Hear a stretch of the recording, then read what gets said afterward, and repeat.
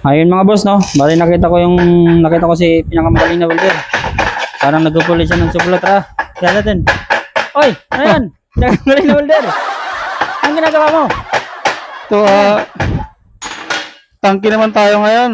Oy, tangki Ayan, na. ito yung tangke ng kalan natin. Ayun. Ngayon, Bali, Bali, papakita ko sa inyo kung paano ito ginagawa. ayun, buti ang mga boss, no? Papakita natin ni pinakamagaling na welder Bali, sa buong Pilipinas. ay, unahin lang Paano natin to. niya ginagawa daw. Itong kopling, may magiging takip. I-spot lang natin yan. Yun mga boss, i-spot na ni pinakamagaling na welder. Oh my God. Ayun, Yan, no? ganyan. Ganun na pala mga boss. Tapos Para yung, hindi siya mabutas, pinakamagaling na welder sa Pilipinas, ano yung dapat gagawin?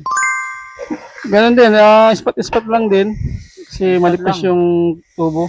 Kailangan tamang kurente lang siguro yan, no? Yung, wag masyadong malakas. Huwag daw masyadong malakas, mga boss, sabi ni pinakamagaling na welder sa buong Pilipinas. Yan, bali ganyan siya. Eh, bali, saan naman yan? Para saan naman yan pinakamagaling na welder? Bali, ito yung lagayan ng ng gate valve niya na para labasan ng langis. Ayun. Anong tawag pala dyan sa kinakabit nyo? Kay kopling. Coupling pala yan, mga boss. Bali, Kinabitan ni pinakamagaling na welder. ganyan ang magiging tsura niya. Ayun. Yan. Ganun pala yan, mga boss. NANI? Ganyan palang nilalagay pala dyan ni pinakamagaling na welder sa tubular, no? Yan daw ay labasan ng oil, no? Ayun. Ito naman yung pinakatakip Ayun niya. naman, ano naman yan? Ito yung takip niya yan para Ayun, yung pala yung takip niya. sarado Gaano na ba siya. kapal yung takip niya, pinakamagaling na welder? ah Yeah. 1 Pati point. naman yung ating mga viewers. Ayun, manipis lang pala yan, Manipis mga lang. boss. Ito ay 1.2. Mga ganun.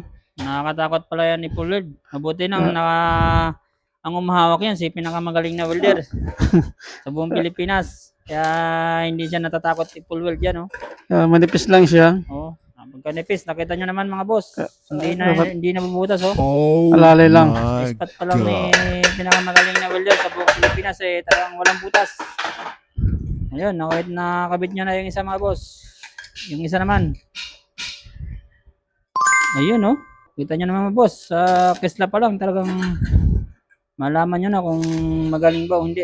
Yan, oh, kapag gagaling ng kanyang Ayan. Bali ganyan na magiging tsura niya. balikan nyo na. Papulbid na lang natin mamaya yan. Ayaw po na lang. O yun lang mga boss. Abangan natin sa susunod kasi maraming ginagawa yan si pinakamagaling na welder. Okay, salamat sa panood.